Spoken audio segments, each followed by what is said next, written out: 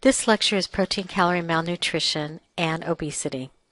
Some basic objectives we'll cover are to be able to identify which patients may be affected by protein-calorie malnutrition, be able to develop a nursing care plan for patients affected by PCM, discuss the management and complications of enteral and parenteral nutrition, and discuss obesity and nursing care plans for patients having bariatric surgery.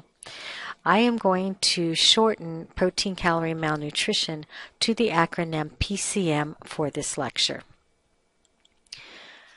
When looking at protein-calorie malnutrition, the pathophysiology is usually a form of undernutrition resulting from a lack of protein and calories. If you remember, carbohydrates, protein, and fat supply the body with energy. Carbohydrates are the preferred source of energy.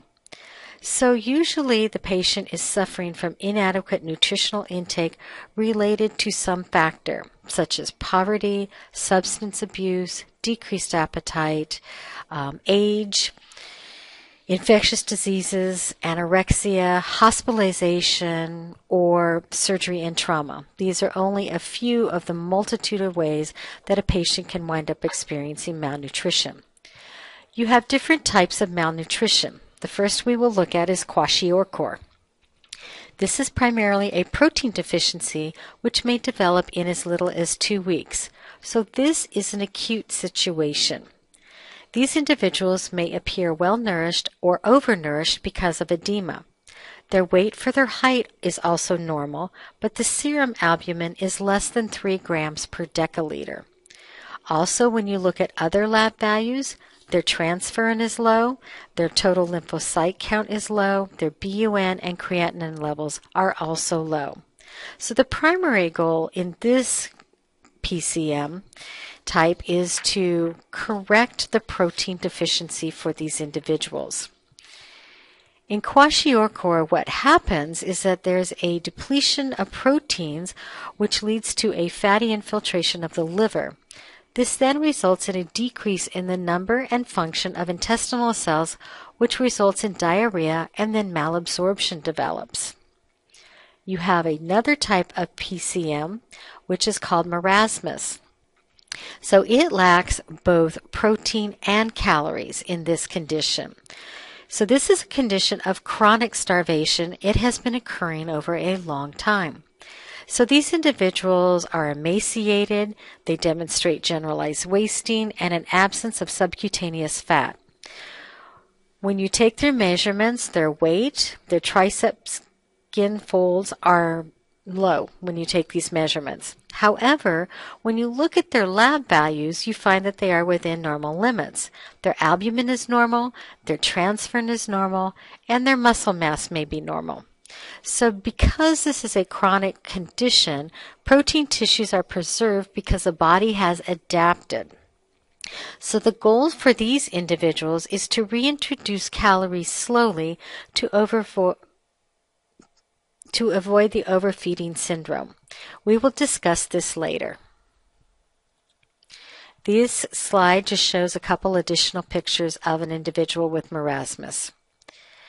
Now, an individual can also have a situation of mixed marasmic Kwashiorkor PCM.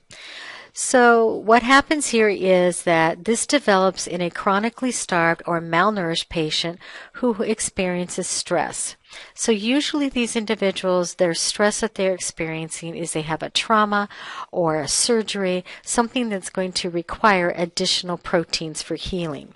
These individuals appear cachectic. If you remember, cachexia is a state of ill health, malnutrition, and wasting. So when you look at their anthropometric measurements, these are depleted, as are their somatic and visceral proteins.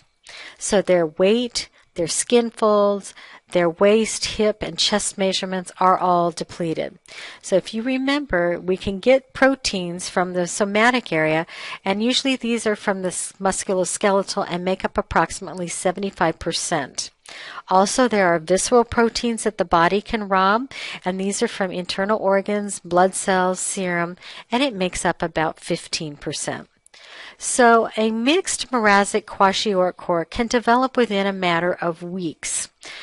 So it's important to remember that these individuals have both types, but it's really important to determine which is the malnutrition that is primarily dominating. So before they had the mixed happen, you need to find out, was it Kwashiorkor or Marasmus? Because with Kwashiorkor, the risk is underfeeding the patient. With Marasmus, the risk is overfeeding the patient. And whichever one it is that it falls into, that is going to be the main way you're going to resupply calories for this patient. In reviewing of the phases of starvation, in phase 1, initially the body is going to use carbohydrates, glycogen, to maintain metabolic function. So these are stored in the liver and the muscle, and these stores are depleted in about 18 hours. The next proteins to be converted to glucose next proteins are converted to glucose in gluconeogenesis. So if this continues, then the body will move on to the next one. One of the problems with gluconeogenesis, if this continues, is that the body is going to have a negative nitrogen balance, and we're going to be excreting more nitrogen. The body, if it continues, will then move into phase 2, and in 5 to 9 days, body fats are mobilized to help supply energy. So at this point, fats become the primary source of energy. Again, if this still continues and the body is not able to resolve the malnutrition, the individual will move into phase 3. Once fat stores are used up, the body will revert back to using body proteins, including those of body organs and plasma, which are usually used as last resort. Once at this phase, the individual is at risk for having liver function impairment, and the synthesis of protein decreases overall. So when we're looking at individuals with PCM, we need to do a nutritional assessment. And some of the things that we're going to be looking at are anthropometric data, physical data, and what are the causes of PCM. So let's look at the anthropometric data. In IGI on page 1329, it has a good coverage of it. It starts out with, we want to know, where is this patient? Are they at ideal body weight? If you remember, ideal body weight is 90 to 100% of normal. And to calculate this, you take your current weight divided by what the ideal body weight should be and multiply it by 100. Is the patient at low weight? A low weight individual is somebody who has 85% or less of what the ideal body weight should be. Has there been a weight loss? We're looking for whether or not this patient has less than 90% of what their usual weight should be, and that loss has been in the last 6 months. So body mass index is a measurement of nutritional status that does not depend upon frame size. So frequently it is used for individuals. Normal body mass index ranges from 18.5 to 24.9. To determine body mass index, you take the weight divided by the height in inches squared and multiply it by 703. Other measurements that can be used to monitor progress of weight gain or loss are skin fold measurements, mid-arm circumference, calf circumference, and waist and hip measurements. When you're looking at the physical data, this is part of your actual physical assessment.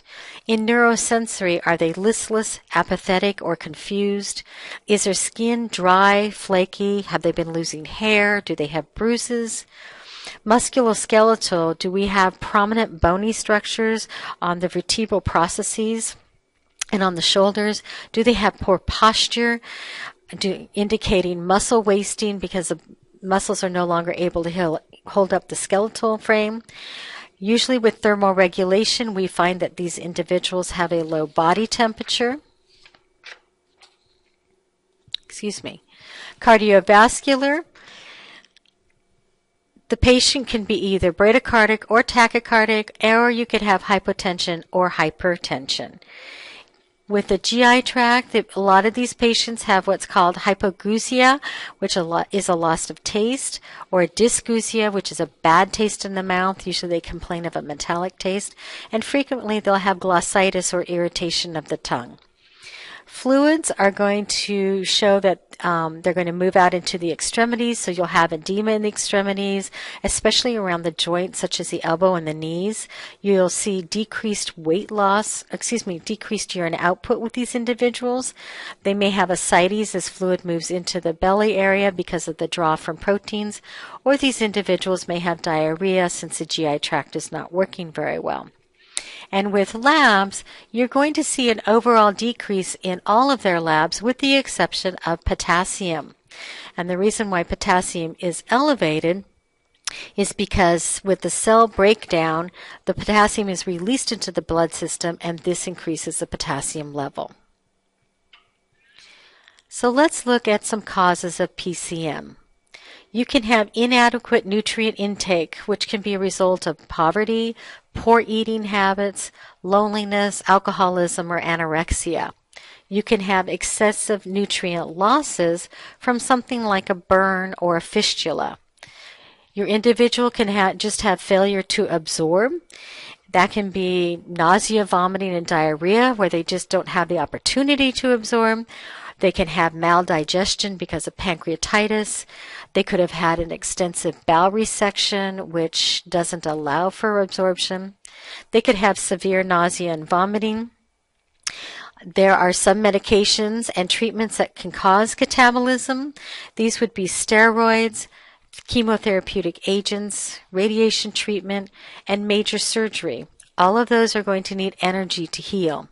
And then finally, you can have diarrhea, which just doesn't allow anything to be absorbed. So disease states that contribute to PCM, you can have severe burns because of the loss of exudates, and that's very high with the protein, chronic liver or renal disease, bone fractures with prolonged immobilizations, hemorrhage, inflammatory bowel disease with the malabsorption syndrome, also with irritable bowel disease because it'll pass through quickly, tuberculosis, AIDS, trauma, cancer, hyperthyroidism because that increases the metabolism, infection, you have increased protein requirements needed to produce the immunoglobulins and to make leukocytes to fight the infection, and finally fever. Fever causes an increased metabolic rate. Don't forget, your caloric needs are going to increase 7% with every 1 degree of increased temperature Fahrenheit. So complications for the acutely ill patient with PCM. Malnutrition of the hospitalized patient delays recovery and prolongs hospitalization. And these are all studies that they have shown. So if the patient is severely malnourished, the length of hospitalization can be extended up to 90%.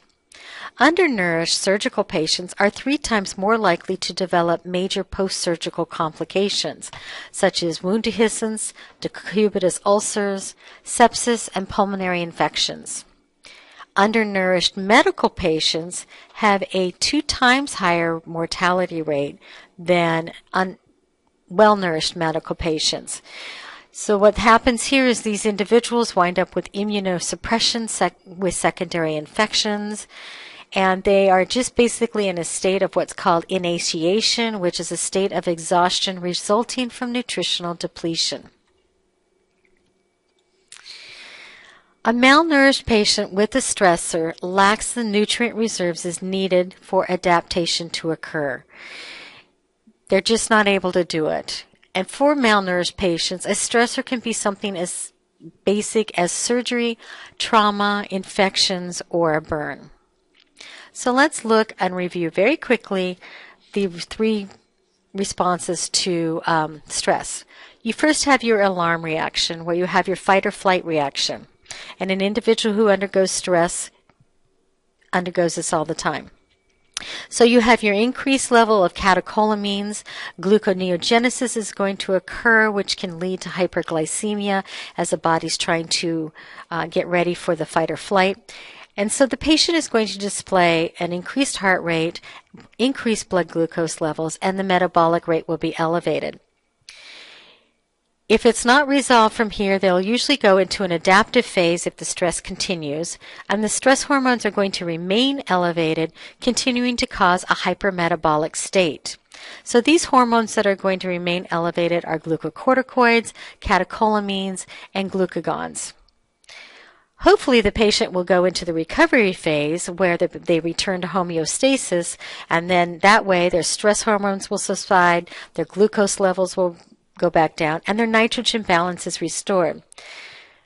However, they have the possibility of progressing into failure to adapt, and in this case, the patient then undergoes exhaustion, infection, and death if the stressors are not relieved. So with clinical manifestations of PCM, we're going to look at the GI tract mostly and systemic effects because the GI tract is most affected by PCM. So what you see with the GI tract is your patient is going to have decreased esophageal motility. There's going to be decreased sphincter tone, usually of the esophagus and the stomach. We're going to also see decreased contractility of the small intestines, so bowel function will be hypoactive, decreased liver function, decreased secretion of hydrochloric acid, which makes it difficult for patients to be able to digest and absorb what nutrients they do take in, and therefore decreased absorption of nutrients, especially of calcium and iron. The systemic effects that we see on the patients as a result of this is they have poor wound healing. They're also at increased susceptibility to infection because they're not making those lymphocytes. They have a decreased response to infection. Phagocytosis is depressed due to the lack of energy. They have decreased wound tensile strength, increased tendency to develop pressure ulcers. Edema will develop in the face, the legs, and the abdomen. In the abdomen, it develops as ascites. And what's happening here is your osmotic and oncotic pressure normally keeps the fluid within the vascular space, minimizing these extravasations or minimizing the fluid moving out. So osmotic pressure is the pull that draws the fluid to the more concentrated side, and it's usually exerted by electrolytes. So if you have a decrease in osmotic pressure, it's going to allow fluid to move and result in edema. You also have oncotic pressure, also known as colloid osmotic pressure, and it's created by high molecular weight substances like the protein in the albumin. So when the total protein falls below 5.3, then the patient experiences movement of fluid because there's nothing to hold it in. The patient is also going to experience muscle weakness, fatigued, and decreased endurance. So remember, proteins are constituents or components of muscle and enzymes, hormones, transport vehicles, and hemoglobins, and we need proteins to be able to make all of these. So as the body is using them, they may deplete the cardiovascular system, and therefore there's not a very good pull to keep fluid in the cardiovascular system. So when you have a patient with PCM, then we have some diagnostic studies that we're going to look at. Normally, total protein is 6.0 to 8.0. So if we fall below 5.3 in a total protein, that is usually a critical value for the patient.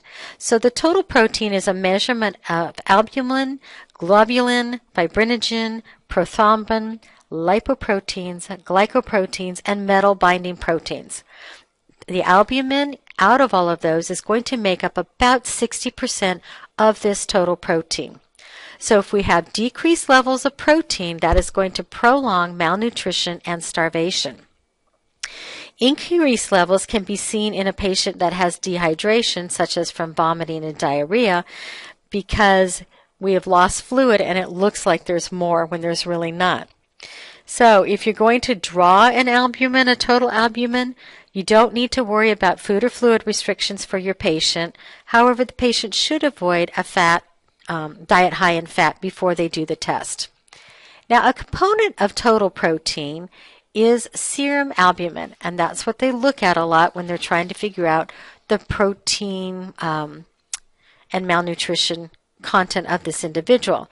So serum albumin usually is between over 3.5 to 5. We just want it over 3.5, and its major purpose is to maintain colloidal osmotic pressure.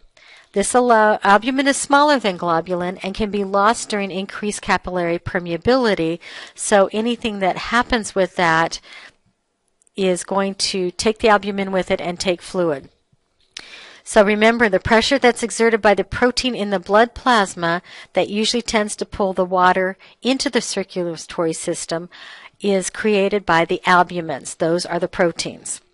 So additional purposes of serum albumin is that it's going to transport drugs, hormones, calcium, magnesium, bilirubin fatty acids, and enzymes. The primary nutritional source for protein for the body tissues is the albumin. Now, it has a half-life of 20 to 22 days, so it is a poor indicator of acute changes in nutritional status because you'll only see decreases after protein deficiency is prolonged and severe. So you need to take about 3 weeks before you're actually going to see this change. So there's no fluid or food restrictions again if you're going to draw this. However, you need to be aware that there are certain drugs that can cause false changes. Aspirin and penicillin can give a false increase, while heparin can give a decrease. So when we look at PCM and we look at serum albumin and we're looking at our patients, where the patient is falling with serum albumin is going to determine what is the level of their malnutrition. We want our patients to be over 3.5. That is no protein depletion then. 2.5 to 3.8 is mild. 2.1 to 2.7 is moderate. And anything less than 2.1 is severe depletion of the proteins.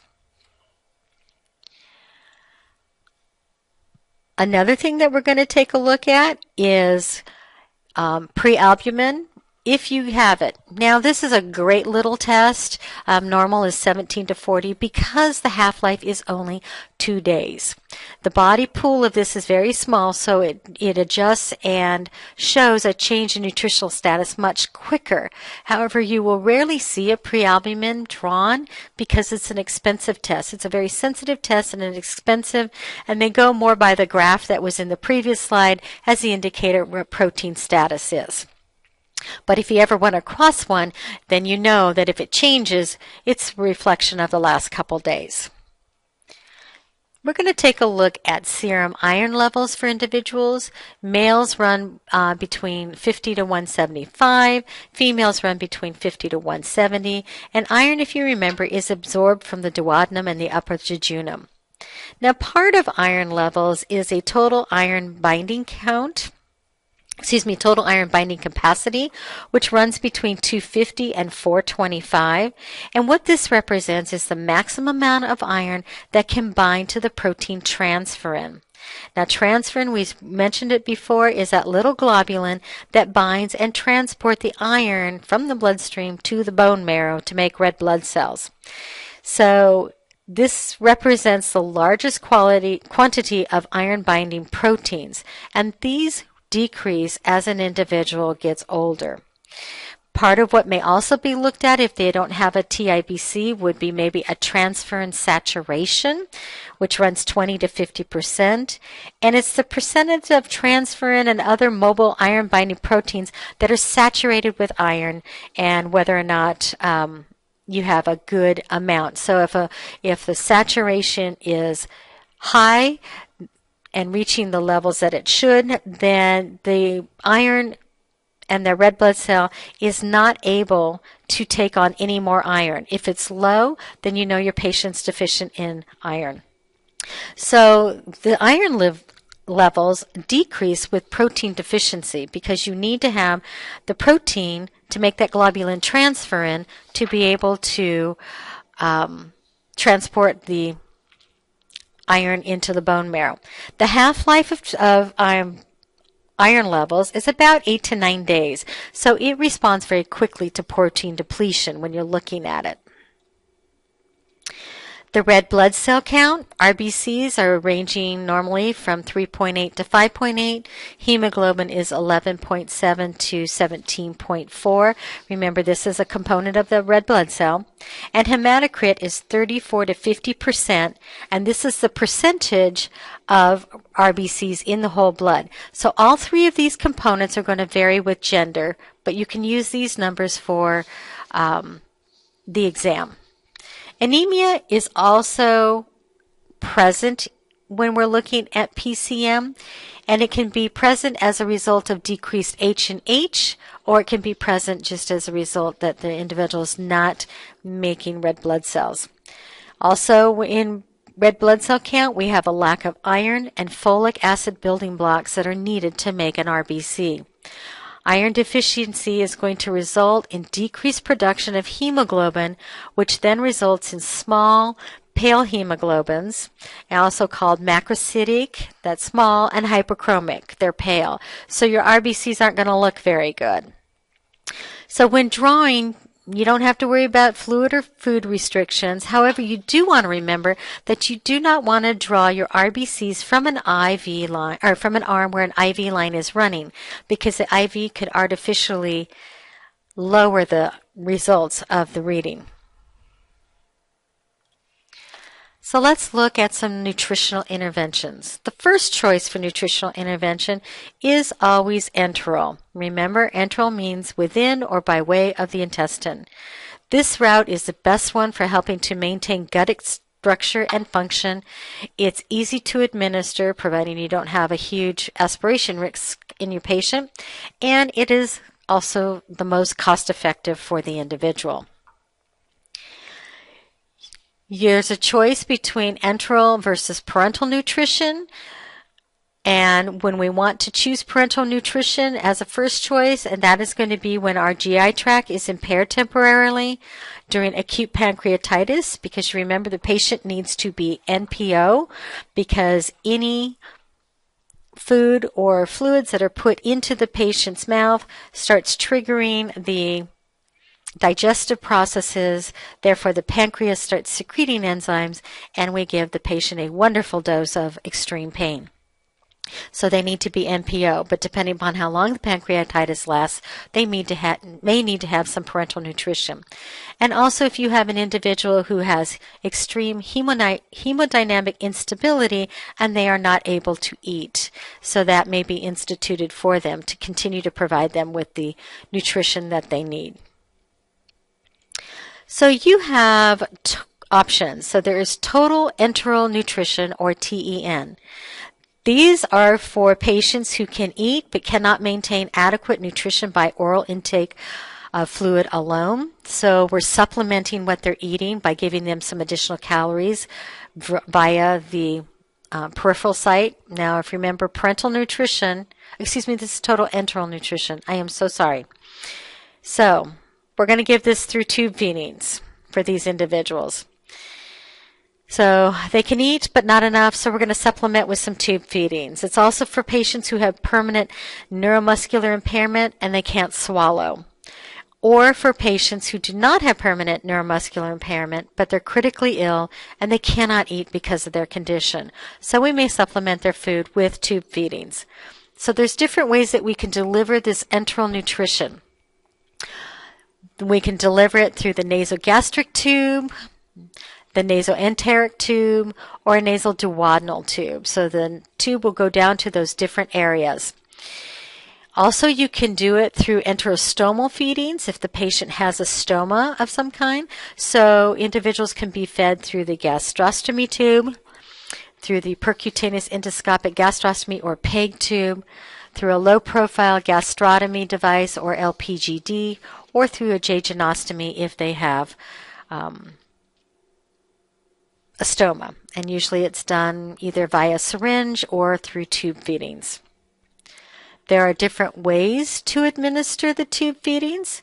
The first way is bolus feeding, also called intermittent infusion, and that can be administered by a gravity dip or syringe bolus for those patients with gastric tube feedings.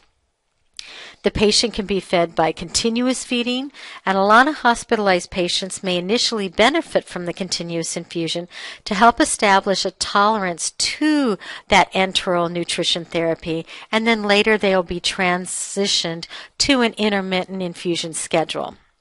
Or the patient can be on a cyclic feeding. This is where the patient may need to be off of the tube feeding for a set number of hours, such as 8 to 12, so that they can go to something. And these can also be used in patients with intestinal feeding tube sites in the duodenum or jejunum. So if the patient needs to have some free time, the cyclic feeding may be a better option for that patient. Complications of enteral nutrition are refeeding syndrome, which we will discuss more later, tube misplacement, especially if you have an ostomy, that can be dislodged, or the patient can pull out their feeding tube, abdominal distension if the fluid is not passing through and is simply accumulating, or fluid and electrolyte imbalances if their labs are not being addressed or over-addressed. So let's also look at parenteral nutrition. Parenteral nutrition, there are three types. You can have peripheral parenteral nutrition, and remember, parenteral nutrition is anything that is going to go not orally. So this is going to go into the circulatory system directly, whether it's through an IV, through a central venous access. Some of it can also be delivered IM sub-Q, but usually for parenteral nutrition, it's either peripherally or central venous access. So we have PPN, the peripheral parenteral nutrition, TPN, which is total parenteral nutrition, and TPA, which is a total nutrient admixture, also called lipids for short among a lot of nurses. And that is used to supply some other things for the patient. So let's look at PPN a little bit.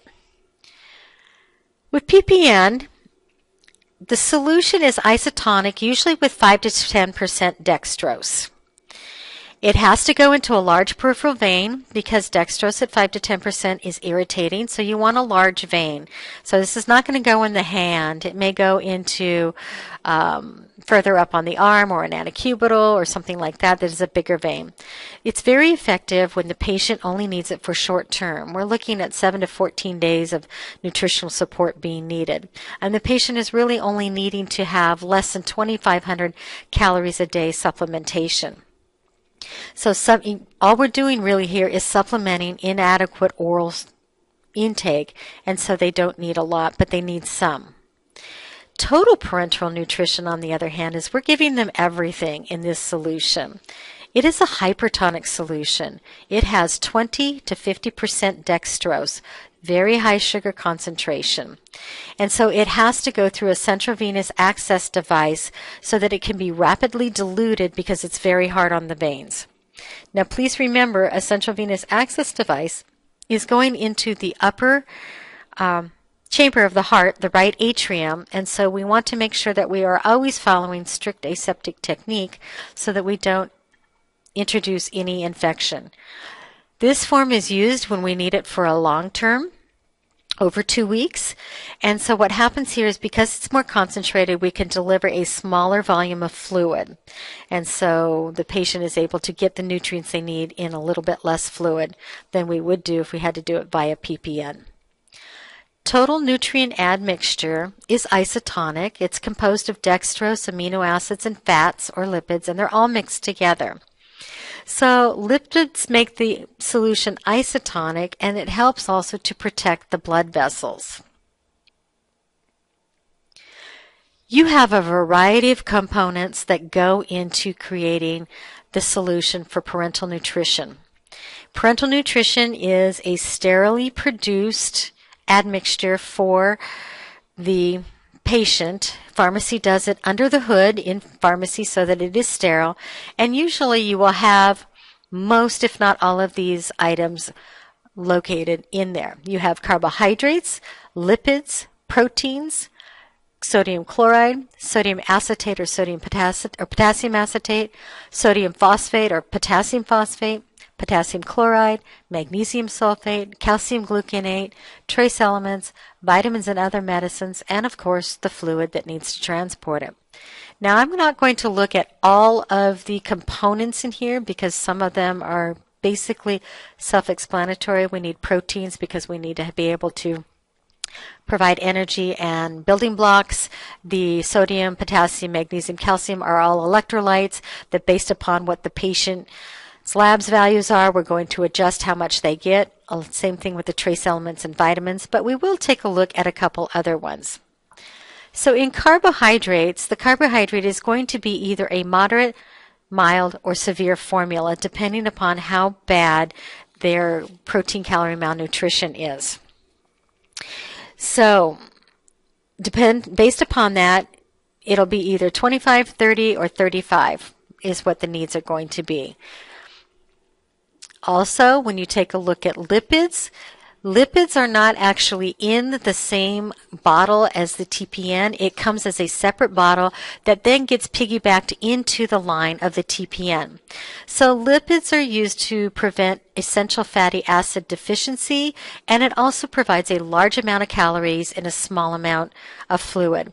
Now, when you get your lipids, you want to examine the bottle or the container, because sometimes they come in glass bottles, for separation. The lipids should not be separating into layers. You should not be able to see fat globules, and there should be no accumulation of froth. If there is, you need to return it to pharmacy and let them know. We don't want to infuse these.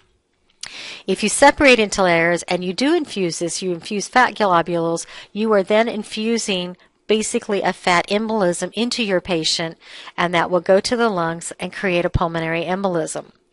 You want to begin the infusion slowly for the first 15 to 30 minutes.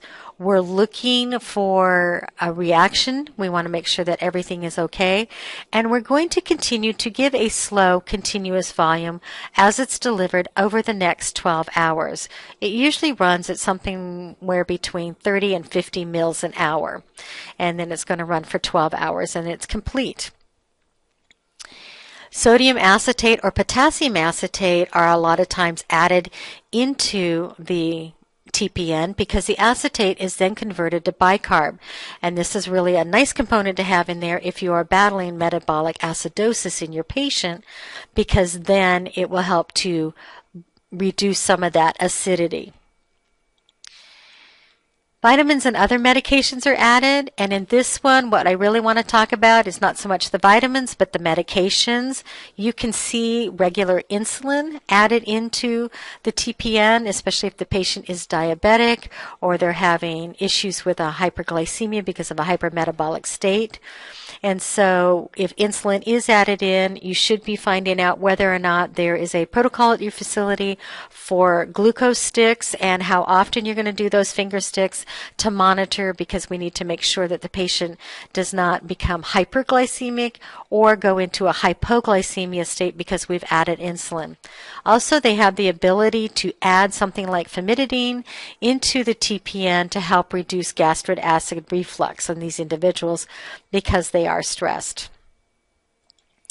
Fluids, we have to have a fluid to transport it in.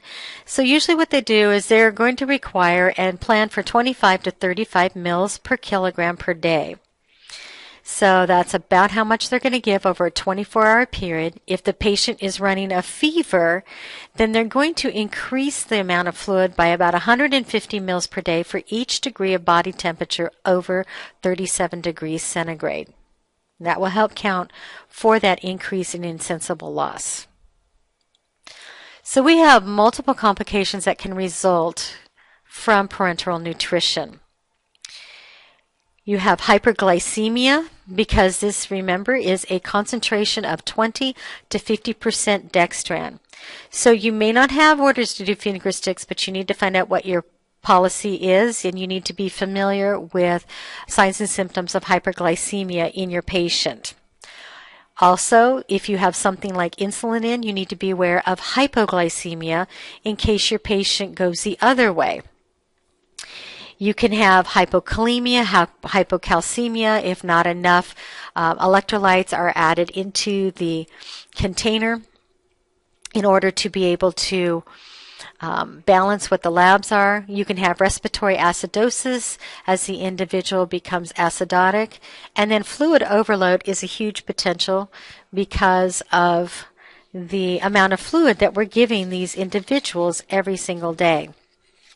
So the next ones I want to talk about further in some other slides. So the rest of the complications are sepsis, the refeeding syndrome, pneumothorax, and an air embolism.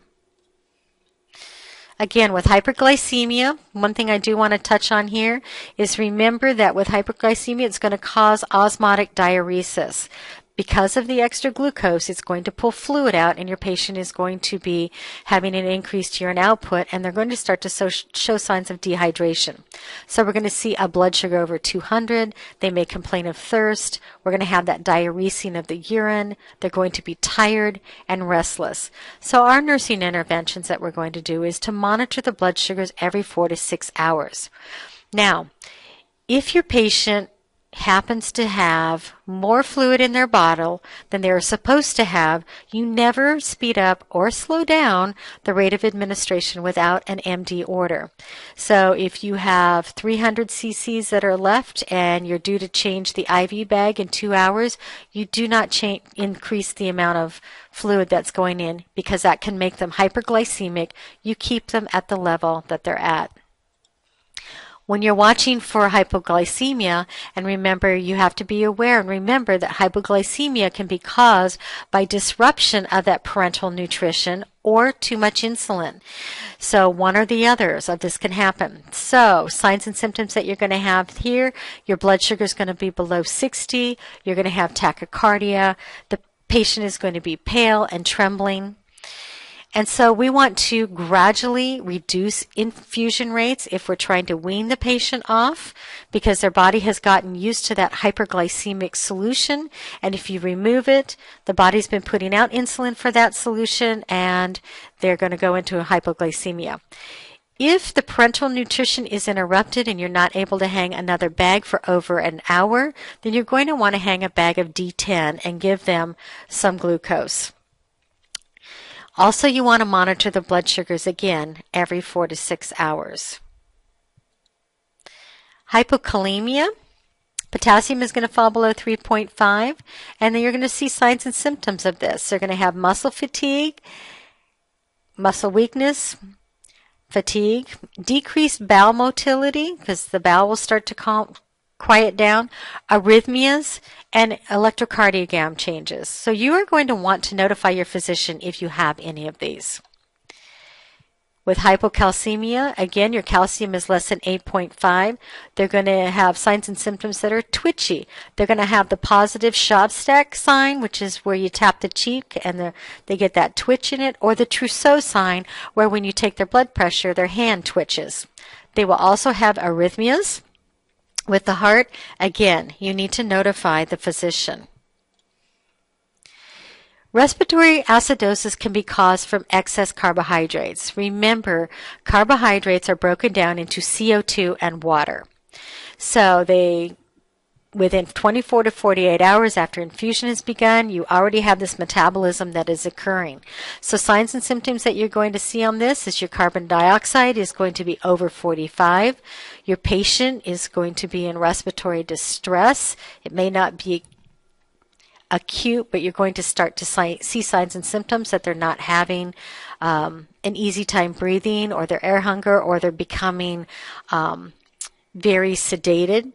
And if you have a patient with impaired pulmonary function, you can actually wind up with respiratory failure, because remember, these individuals, their drive is CO2, a lack of CO2. So if we increase their CO2, they don't have a drive to breathe.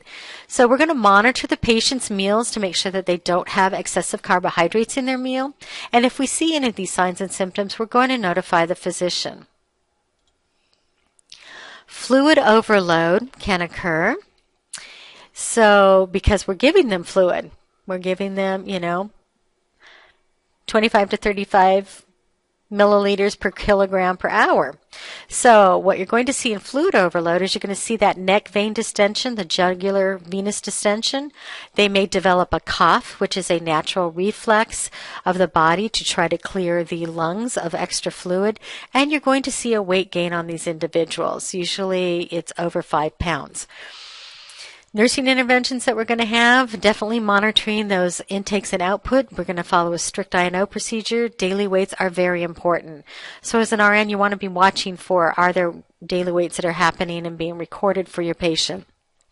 And if you see signs and symptoms of fluid overload, of course, we're going to notify the physician.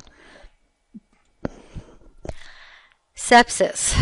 With PCM, you have to remember that these individuals need to have aseptic technique, not clean technique when you change, but aseptic technique.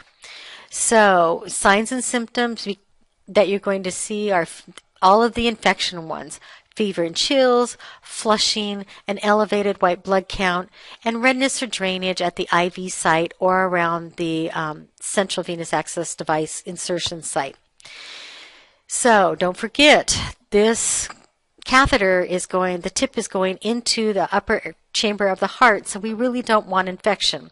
So if there is an infection or there's a question about it, you're going to remove and culture both the parenteral solution and the catheter tip. So be careful that you don't throw it away and that you don't contaminate the catheter tip. You want to keep it sterile and cut that off and put it into a sterile specimen container so that it doesn't get contaminated.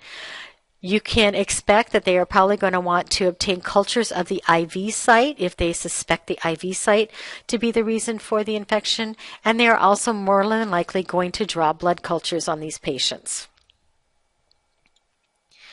The refeeding syndrome for these individuals, what happens here is the patient has excessive calories greater than their needs.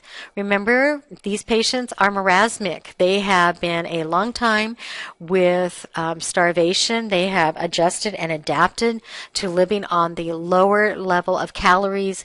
And so now when we start to feed them, if we feed them too fast, then they have too many calories. So what can happen here is your peripheral nutrition can force electrolyte shifts from the plasma into the intracellular. Usually this is going to occur in your moderately to severely malnourished patient. So one of the things that you're going to want to do with these is you're going to want to start your peripheral nutrition gradually.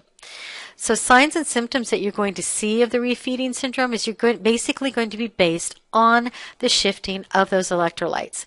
A low phosphorus, a low potassium, low magnesium, low calcium. And because those are all going to be low, you may see arrhythmias with the heart. You're going to see decreased reflexes. You may have, the patient may complain of paresthesias such as numbness and tingling. They could have tetany. Their heart rate could be sped up, and they could have respiratory insufficiency because they just don't have the strength and the electrolytes needed to be able to have that musculoskeletal tissue retract the ribs and the diaphragm. You can have too rapid lipid infusion. So this is the TPA, that white milky substance that we're going to be giving the patient. So one of the things that you're going to want to be watching for are allergic manifestations. You're going to have the urticaria, the angioedema with the swelling that's going to happen, and anaphylaxis. Also, hopefully, before you get to that point, maybe there might be a little increase in the heart rate. So you're going to want to consider, if I have an increase in the heart rate, what's going on? What is new that I have introduced to my patient? So when the rapid infusion happens too quickly, your patient is going to display signs of nausea, vomiting. They may have a fever. They may have dyspnea, cyanosis because they can't breathe, phlebitis from irritation because it's going in too quickly. They can have chest and back pain from the dyspnea, or if they have some kind of an embolism going on, and they can have pain at the insertion site also, which is part of the phlebitis. So we definitely want to verify our allergies prior to giving this mixture or any mixture to the patient. We want to maintain an accurate infusion rate, again, not spreading up or slowing down. And if your patient does display any of these signs and symptoms when you start the admixture and the lipids, the total admixture, you definitely want to notify your physician of what is going on. Your patient can have a pneumothorax. Usually this occurs when the patient is having the device put in, if it's a central venous access port. So what happens there is the catheter that is being threaded down through the vein punctures the subclavian and goes into the pleural cavity. So signs and symptoms that you're going to see from your patient are dyspnea. They're going to have difficulty breathing as that lung is collapsing and able to expand because of air trapped in the pleural cavity. They're going to have chest pain. The heart rate is going to go up because we need to get what oxygen around that we can. Also, the patient is in pain and they're anxious, so that is going to go up. And when you auscultate on that side, you are not going to hear any breath sounds on that side. Again, that's in a near emergency, and you're going to need to make sure that somebody is aware of that and let them know right away. Now, an air embolism is definitely a medical emergency. These are all very serious, but this one is a medical emergency.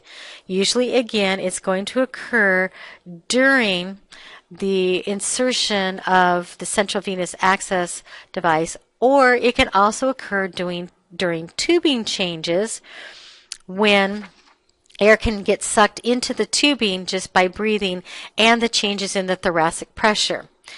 So signs and symptoms that the patient may be experiencing in air embolism is they're going to have respiratory distress, they're going to have a hard time breathing, they're going to have chest pain, the heart rate is going to go up, their pressure is going to drop. These individuals can go into cardiac arrest. The nursing interventions that you're going to do, the first thing is you're going to clamp off the catheter to prevent any more air going into the IV tubing. You want to put the patient on their left side in Trendelenburg position. So that is head down on the left side. So what this is going to do is it's going to trap the air in the ventricle, in the bottom of the ventricle, so hopefully it will not go out into the pulmonary artery. So it's in the right ventricle. And hopefully it will be reabsorbed over time, and that won't be an issue for the patient anymore. Again, you're also going to start oxygen for your patient. And somebody needs to know that this is occurring in the patient so that appropriate measures can be taken. So let's look at hanging parenteral nutrition. So there's some steps. Again, you're going to, like any IV fluid, you're going to check the physician's order. You're going to make sure that the delivery route correlates with the solution. You do not want to give a central formula, which is 20 to 50% dextrose, into a peripheral IV. And you don't want to put 5 to 10% into a central venous access. So you're going to make sure that those match. You're going to assess your patient. Does it look like they still need it? How are they doing? Do we have any kind of fluid overload going on? What are their lab values looking like? Have we had any weight change? Is there any physical appearance, the support that we still need to have it, such as, are they still suffering from nausea, vomiting, or diarrhea? Are they still not eating? You want to assess the IV site. We want to make sure that it's not infected. And we need to always explain the procedure to the patient and what we're doing.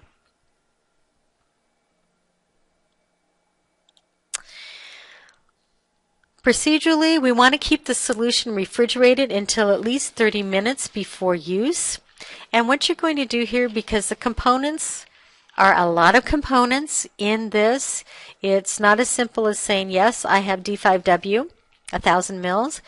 You have all those components, carbohydrates, electrolytes, vitamins, etc., etc. So it's a lot easier if you check these components in the peripheral nutrition with another RN. One looking at the order and one looking at the bag. Again, correlate the patient need with the ordered solution. Maybe their potassium is at the high end of normal, and maybe we need to make sure that the physician is aware, if they haven't seen it, that they may not want to have quite so much potassium in the bag. We want to check the bag for cracking. So we don't want the bag to have any cracking in it. We need to check it for turbidity, which means that it's not cloudy. There's no cloudiness. There's no little crystals or precipitates that are floating around in it. And we definitely want to check the expiration date. These things are going to expire every 24 hours. You will change the parenteral nutrition bag every 24 hours. And when you do, you are changing everything: the bag, the tubing, and the filter that goes with it. You want to prime the tubing and the filter. It's a 1.2 micron that is used for total nutritional admixture, the white stuff, the lipids that you'll be adding. So you're going to want to make sure that there's a filter on there. If you have any difficulties, you may want to prime this away from the patient, so that if you have a question, then you're still displaying confidence and you're not coming and going and decreasing patient confidence in your ability. So you may want to do it in the med room. So in hanging the parenteral, again, you're going to go through the normal steps of identifying the patient, matching the order to the sheet. You're going to use strict aseptic technique. You have to be really careful of the ends of your IVs on this one. You want to connect the parenteral nutrition to the patient, and they need to be on an infusion pump so that it is delivered where it's supposed to be. Now, if you're lucky and they have a central venous access port, you're going to want to put it in the middle port of this access line. For a peripheral line, if they have an access valve on it, it can get in the way, especially with the lipids, and so you may need to remove that. When we start infusing with patients' parenteral nutrition, we're going to start slowly. It's usually 1.6 milliliters per kilogram per hour. Again, like I said before, you will never speed up or slow down the rate without an MD order, because the body is adjusting with its production of insulin to the amount of sugar that is in the solution, and you can affect their glycemic standing if you do that. Again, if you interrupt it longer than an hour, make sure you have 10% dextrose. And with this medications, you are never ever going to put anything else into this that is not already into the bag itself. So if you have an antibiotic to hang, you need another IV line. You're not going to put it in this. You want to assess infusion for rate and the amount delivered frequently. You need to look every couple hours when you go in to check your patient to make sure that the rate is infusing as it should to prevent hyper and hypoglycemia episodes. Monitor their responses. Check their labs. How is their renal function doing, because we're giving them extra fluid and glucose. What is their glucose levels? How are their vital signs doing? Their INO, are we having an adequate output for the amount of fluid that we're putting in? So again, look at the daily weights, and we're monitoring for complications such as crackles and fluid overload and all those other lovely things that we just discussed.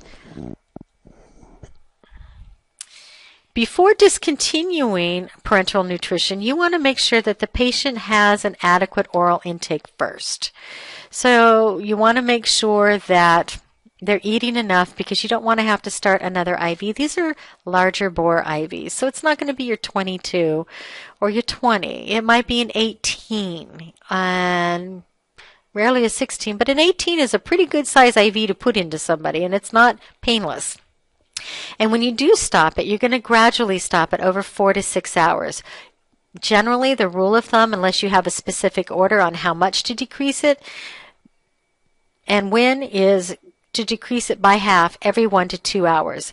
And you're going to monitor for rebound hypoglycemia.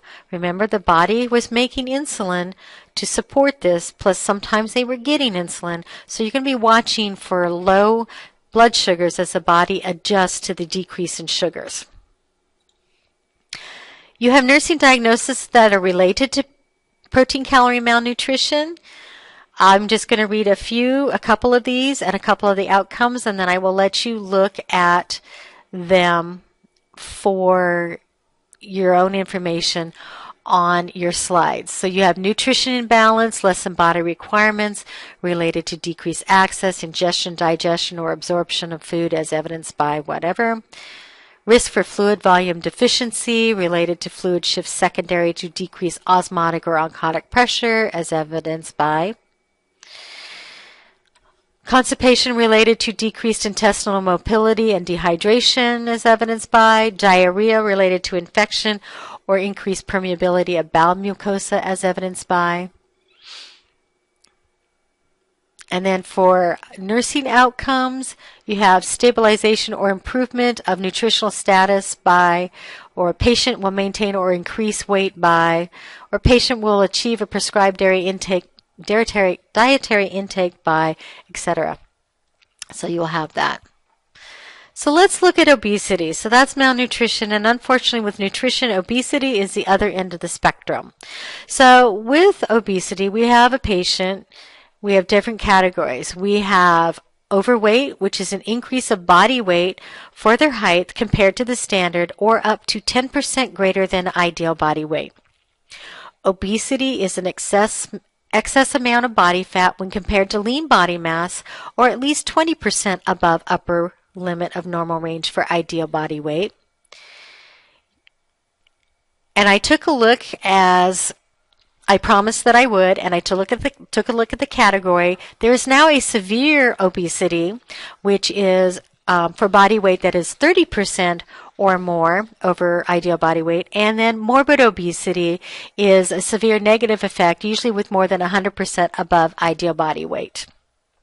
So they continue, as we continue to have a problem with obesity in society, they continue to add these different categories to quantify where a patient is falling in the obesity spectrum. So complications of obesity that we have are hypertension, because if you remember, each pound of fat is approximately 2 miles of capillaries that the heart has to push blood through. So if you have an individual that's 325 pounds, that's a lot of pressure the heart is needing to exert blood to go through all of those capillaries.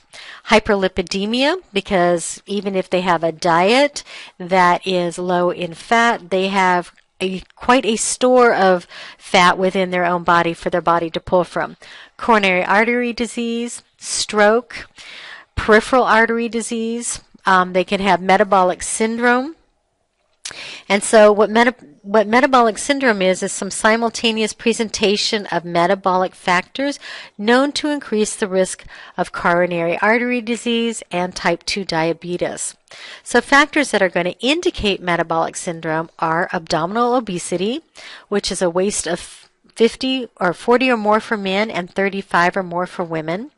Hyperglycemia, their fasting blood sugar is over 100, or they're already on medication for hyperglycemia. That automatically puts them in metabolic. Hypertension, if their systolic is over 130 and their diastolic is over 85. Or dyslipidemia, which just means that we have some kind of abnormalities with their lipids and their triglycerides are over 150, or they're on medication for some kind of dyslipidemia. Because of their weight, the individual is going to have obstructive sleep apnea. They have a lot of tissue. The tissue not only expands outward, it pushes and expands inward. So when they are sleeping, those tissues are making the airway narrower, and when the tongue falls back, it obstructs it even more. Obesity hypoventilation syndrome, that's where the individual, when they're laying down, all of the abdominal contents are going to push against the diaphragm, making it difficult for the individual to take a good deep breath, and they're not going to ventilate well. They could also have a stroke as one of their complications for this. We talked about peripheral vascular disease. A lot of these individuals for complications are also depressed or have other mental health problems because of their weight. They can have urinary incontinence just from the GI contents pushing on the bladder.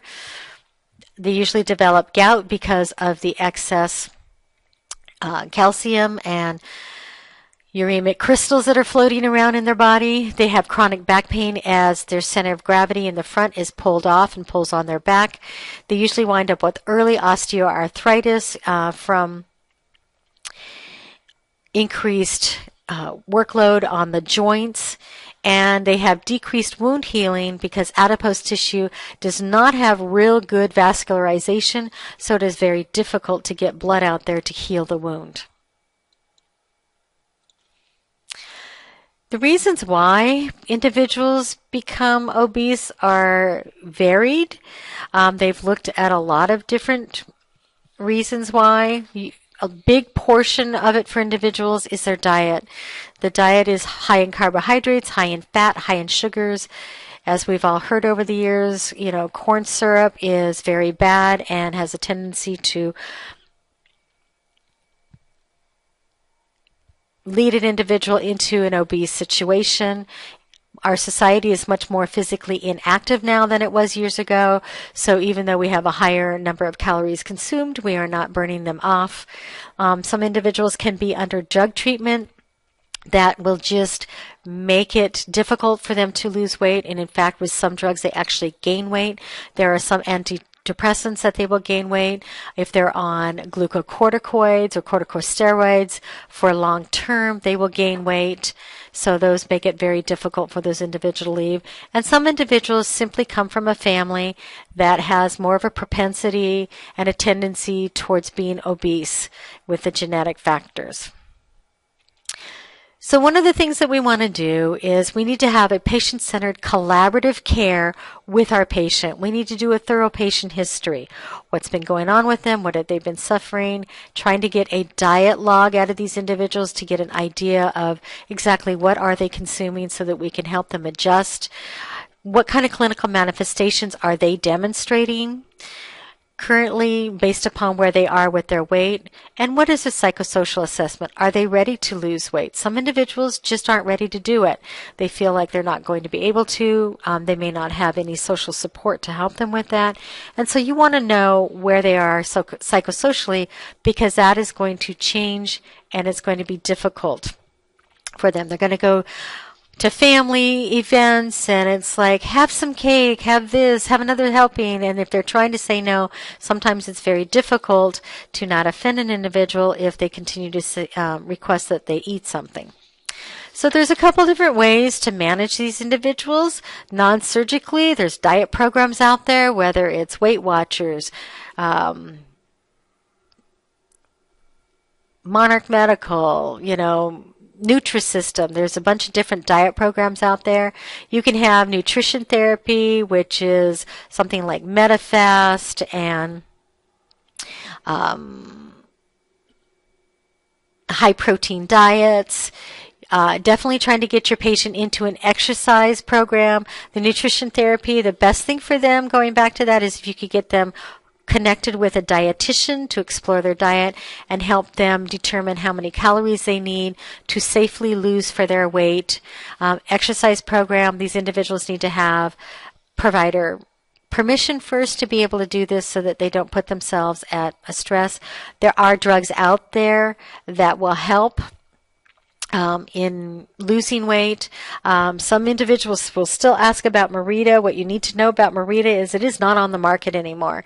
So that one is gone. You also have some new ones such as Tenuate or Bontril. Those are appetite suppressants. They act as a stimulant. And what you can have from those are some common side effects. So your patient can have hypertension, dizziness, dry mouth, nausea, vomiting, diarrhea, or constipation. Also, if it is taken late in the day, it can cause insomnia. Another common side effects for Tenuate and Bontril is these individuals can sometimes have hallucinations. Xenical is out there, also known as Olestat, and the way it works is by absorbing the fat and blocking the enzyme that breaks down the fats for absorption. So the fat does not get absorbed, it passes through the bowel and is eliminated in the bowel movement. So one side effect of this drug is that it can interfere with fat-soluble vitamins and medications that are taken. And a medication example of that would be cyclosporine or levothyroxine. Also, when taking this drug, many patients have expressed the side effect that they have an increase in the number of bowel movements they have, and frequently they have poor bowel control when they have this. So that is a side effect that they need to be aware of. You can do behavioral management such as biofeedback, meditation, and then complementary alternatives also incorporate the biofeedback, meditation. Some try herbs, some try acupuncture. Behavioral management is a lot of times too, you may have an individual who's a buddy to help you with that. So there's a lot of different techniques out there for individuals to try. If non-surgical management does not work, there's a lot of times that individuals may try surgical management. A lot of individuals may try liposuction, which is really great if you have a small amount of fat in an area that's pretty well defined. However, bariatrics, that is becoming much more of a branch of medicine in managing obesity, and so what they're going to use there is they're going to use gastric restrictive surgeries, malabsorption surgeries, or both. They may use both on an individual. So with the operative procedures, when you're looking at gastric resection, an example of this is lap band surgery. So this lap band surgery is going to allow for normal absorption of food, thus preventing nutritional deficiencies. So that is good for that. And the patient is simply not allowed to eat very many calories. If you think about that medicine cup that you use to put your pills in the beginning, that's about what they're allowed to eat. So they have to have multiple meals, small meals and snacks. The patient, in teaching these patients, needs to be educated and encouraged that they need to have their frequent provider visits, because the provider is going to assess the band to make sure that fluid has not leaked out, that it is still at the restriction that they want it. And if it needs to have more saline put into the band, usually once they had done the lap band surgery, they had inserted a port underneath the skin to be able to inject more fluid into there.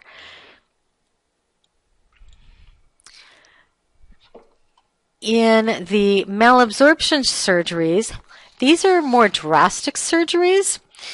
The most common malabsorption surgery that is out there is what's called the Roux-en-Y.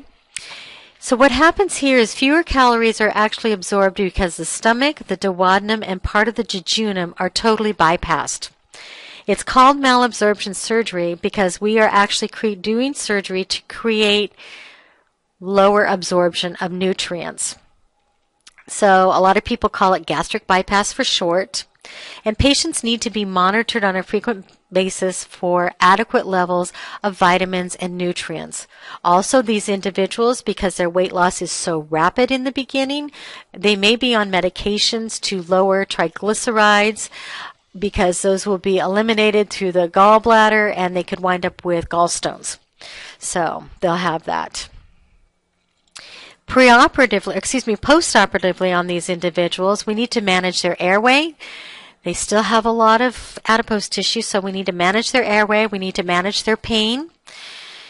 And patient and staff safety are important. These individuals are not going to be able to move well, so you're going to need to make sure that you have adequate help in moving and turning these patients and assisting them out of bed.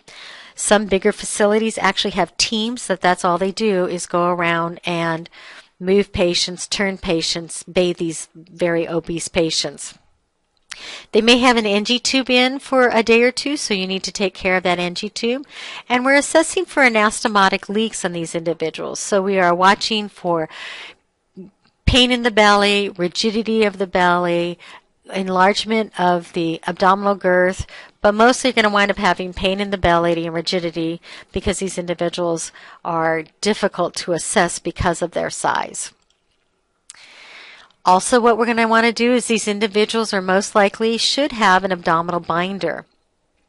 So what that is for is to help prevent wound dehiscence if they had to do an open surgery at all. We don't want any, when they move and put pressure and do any kind of a Valsalva movement, we don't want that pressure from behind the abdominal wall to push out and push on that incision, so that abdominal binder will help with that. Position for these patients is usually semi-Fowler's to help prevent breathing. If they are having some shortness of breath, when we monitor their SO2, then we're going to usually probably have an order to start them at about 2 liters nasal cannula until they feel better. These individuals should have sequential compression hose and or heparin, because they are not very mobile, and we definitely want to not have a DVT in these individuals. Sometimes, as one of your classmates was saying in lecture, that if they are so big, then they may have to put 2 of these compression hose together, these stocking compression devices together, to be able to get it around the individual's calf. We want to continually assess their skin. They have multiple folds because of their obesity, and they can wind up with skin issues between those folds. So if you do find areas that are having issues, you're going to want to place some absorbent padding between them to cut down on the creation of moisture and warmth there, which leads to the growth of candida. A lot of these patients have a catheter that is usually moved within 24 hours to help prevent infection. You're going to assist the patient out of bed. You don't want them doing this on their own. You're going to assist them so they're not causing pressure against that abdomen. We want to get them up and ambulating as soon as possible. We're going to monitor that abdominal girth. We're looking for abdominal distension, which is going to tell us that we have a problem. Remember, meals are 6 small feedings. Also in between, these individuals need to be continually learning to sip all day long on water to help prevent dehydration. We want to observe for signs and symptoms of the dumping syndrome in these individuals. And the dumping syndrome is caused by the food entering the small intestine instead of the stomach. So with dumping syndrome, you wind up with increased heart rate, nausea, diarrhea, abdominal cramping as the intestine is trying to just push this out. Finally, when we discharge the patient, we need to have the patient understand that they are not at the end, that there's still a lot that's going to be going on for them. They're still going to get teaching on nutrition and diet progression as far as what they can have as they continue to lose weight. They're going to have drug therapy with analgesics and emetics to help prevent wound dehiscence if they have any vomiting, how to take care of their wounds when they're home, and what to watch for in terms of signs and symptoms of infection. Excuse me. What their activity level is going to be. These individuals are going to have restrictions on what they can do, what they can lift, when they're going to be able to drive again. Signs and symptoms to report: infection, fever, any epigastric pain, shoulder pain, red hot or draining wounds, swelling of the legs, difficulty breathing. We want to make sure they do that. We need to teach them that it is very important that they keep their follow-up appointments with their surgeon and their providers. And sometimes they may be referred to support groups because it is going to be psychologically a transition as they lose weight to going back into being able to do things they couldn't do before, and just how people are going to look at them. And also that there is going to be continuing education on nutrition and exercise and what other follow-up classes are available. That's the end of the lecture. If you have any questions, please let me know. Thank you.